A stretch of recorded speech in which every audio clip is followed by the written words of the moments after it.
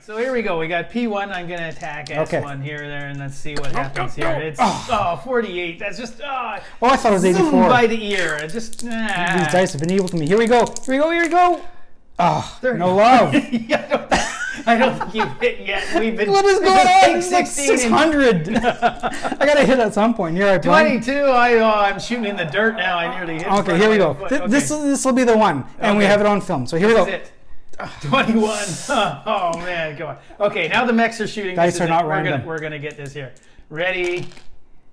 8. Oh, 0, 8. Holy cow! No, this is just sympathy. You're just trying to roll like me now. I know.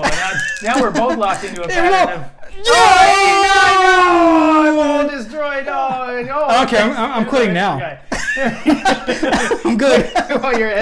Oh, hey, welcome to Two Dogs Games Video Love. I'm here with Dave Ramnarine, who's our gameplay mechanics designer. And Dave, you've been doing a lot of things in games, strategy, tactics, design. Tell us a bit about your background. Yeah, well, I mean, I've been at this for quite a few decades. I've been various types of gaming systems. Like many people, I started with D&D. And then I started role-playing and DMing from that. And one of the nice things about that is as a DM, you get to build your own story, you take care of all the people, you take care of the mechanics of the fighting and so forth. So as many people who have done role-playing before, you start developing your own rules, and lo and behold, you don't know it, but over time you sort of become a game designer. You're adjusting your how you're going to do your attacks and how you're going to deal with fighting on horseback or fighting mecha or whatever it is. But for this specifically, I started actually getting interested with BattleTech. BattleTech had a system where you had little miniature pieces and you had a hex map, and you would manage the terrain and you would fight your mechs against each other. And I love that concept of the mechs having to deal with water and the types of terrain. But that was only a combat game. And me being a role player, I wanted to develop rules to make it more into a role-playing type game. And thankfully, the powers above provided me a system called Mech Warrior, which was actually the role-playing version of BattleTech, where you focused a lot on the actual players and the characters. You developed your characters, character history, and so forth. But then inevitably what ends up happening is the more realistic you want to make the game, you have to create side rules and get extra books and supplement books. And you start going through the different types of books, and then something happens and you got to reference another book, and then you got to say, okay, what happens here? And you got to find that book and find the notes of what you're doing. And you get all this paper and shuffling, and it takes away from the role playing. So yeah, when you came to me and you started tell me about your idea for this game, I said, well, this is fantastic because now you've got a tool, a game mechanic in the background that can do all that paper shuffling and referencing and stuff, and you could just focus on the game. But more than just a lot of the other things is that a lot of the other games is that you're not just doing the head-to-head stuff. You've got all of the character developments that we're putting into the background. We've got the trauma, the development, the engineering skills, the medical skills, the character histories. All of these factors starting to play in, and thankfully you don't have to look them up in some table. The game will do that for you. Exactly. So you can focus on your people. So yeah.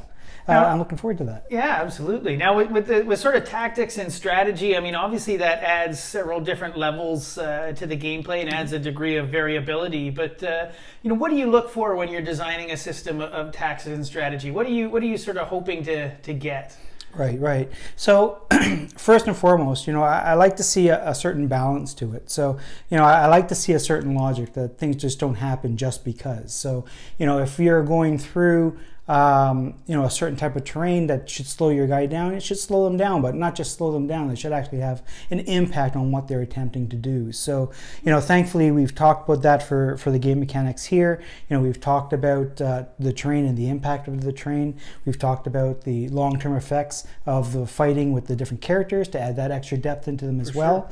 So, I like that because you don't see that in a lot of the games that are out nowadays, unfortunately, because you've now got an extra depth. You're developing your team, you're seeing how they're getting better, you see how they're doing their fighting, you can see where you need to improve, you can watch other people play, other people in your group, and see what they do to deal with certain missions and whatnot, and see how you can improve your guys. You can improve your art, or your accuracy, you can improve your defense, you can improve your actual tools, your armor, your weapons.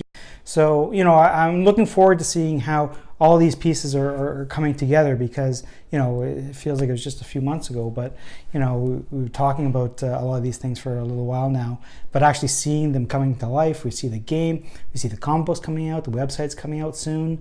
We've got the conventions, we've got the demos look awesome, the artwork looks awesome. It's really coming together. It's really quite amazing to see it all, look so good. Awesome. And that's the thing. There are so many layers in it. We've got the weather, and as you mentioned, all the character stuff. So it really is going to play differently every time, isn't it? It really is going to sort of challenge you to sort of adopt a bunch of different styles of play depending on what your challenge is. Yeah, and that's a nice thing too, because sometimes when you have a certain game, if you have, a fighter and this guy has a fighter and they're about the same level, really it just becomes a slugfest. But with all these different elements that are sitting in the background, you could have the exact same level person with the exact counterpart person with the same tools, but they'll go to combat and they may have different tactics that they end up deploying, and depending on what history they had, they may approach the attack differently, and all these things you'll see how it plays out and how it affects them.